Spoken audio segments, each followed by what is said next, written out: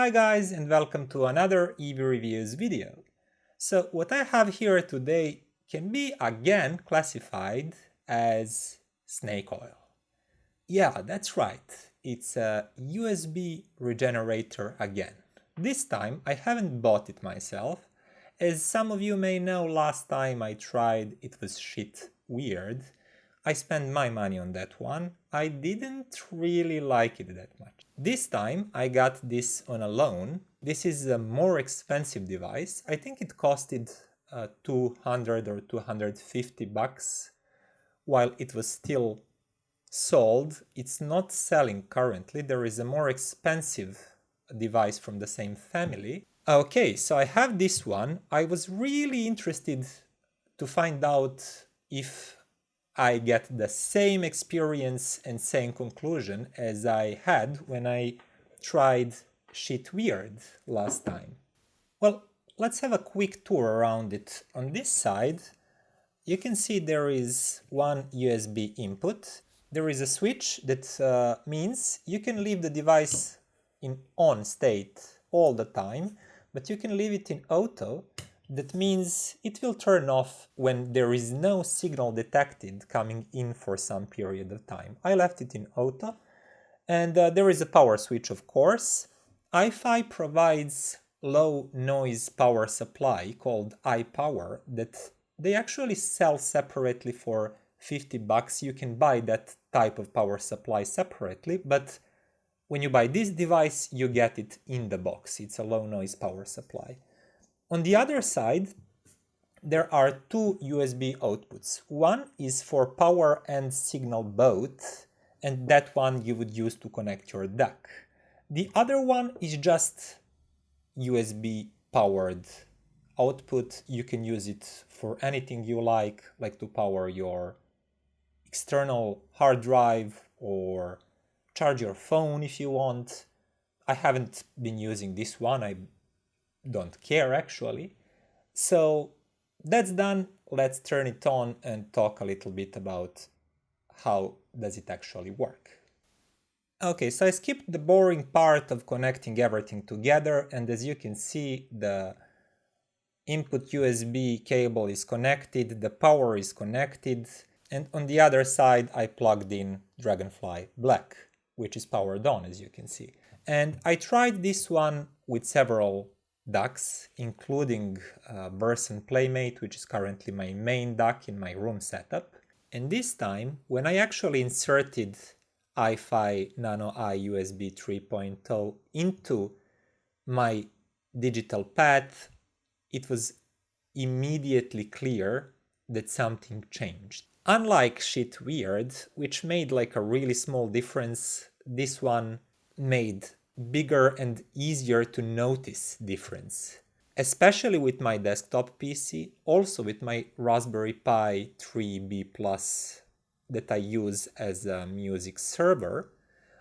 Some of you maybe remember I said Shit Weird didn't really make any difference with that one. iFi Nano does. So no matter what was used as a source and what was used as a DAC, iFi always introduced a change in sound quality.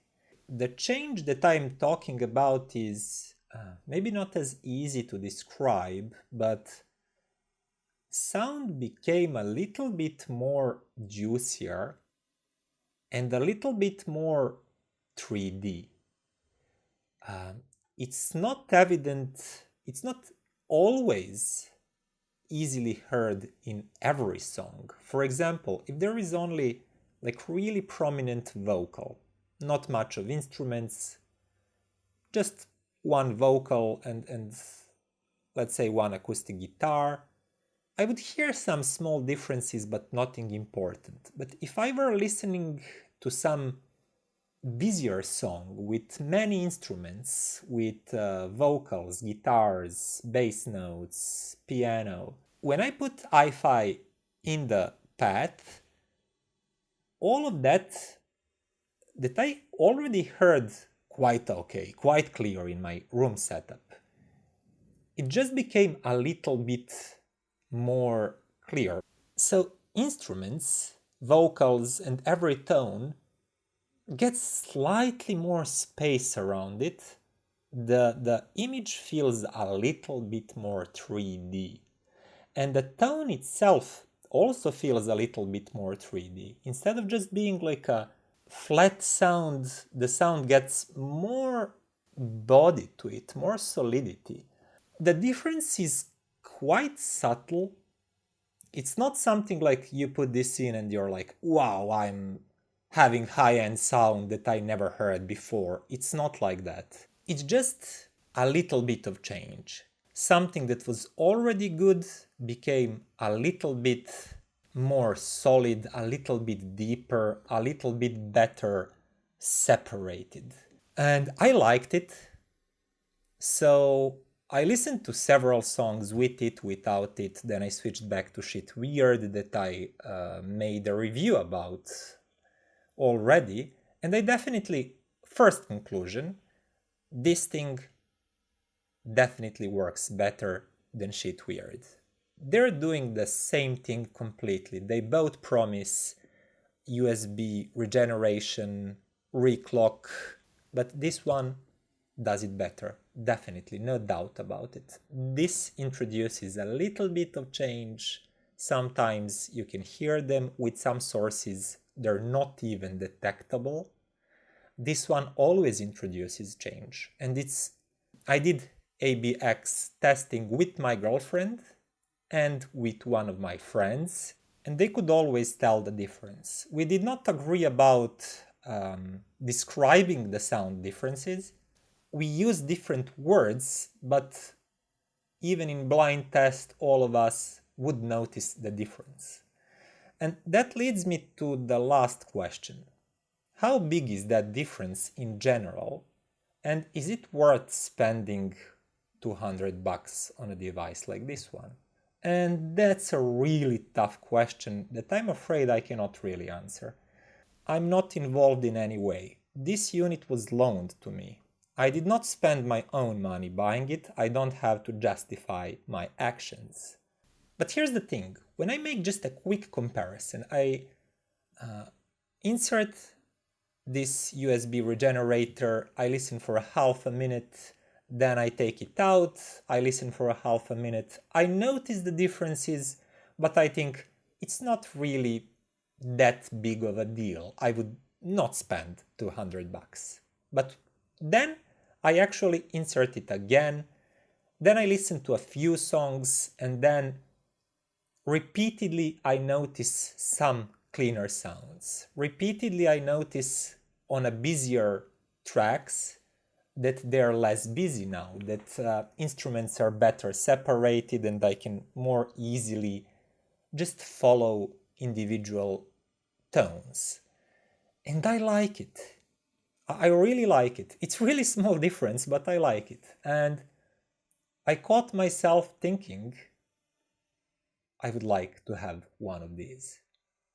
Then I'm thinking, like, I'm trying to stay rational, and I'm saying, like, no way, man, your system sounds great even without it. You don't really need it.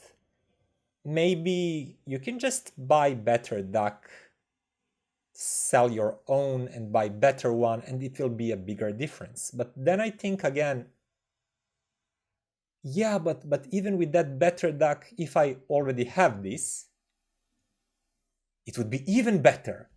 And it's like an endless loop that crazy audiophiles get caught in.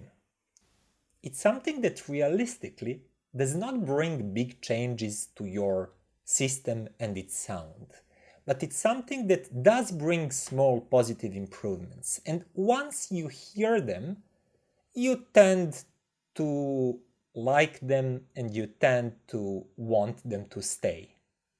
And this is very irrational hobby, like everything else. So about that recommendation, I'm not really sure. I don't like making a recommendation based on price of your sound system, but it is kind of appropriate here. For example, if you're rocking 100 or $200 DAC, $200 amp or headphones, I don't see this as a good purchase. No way, man. it might increase sound clarity and fidelity a little bit, but you would just be much better with buying better core device, like upgrading your DAC, upgrading your headphones, your amp.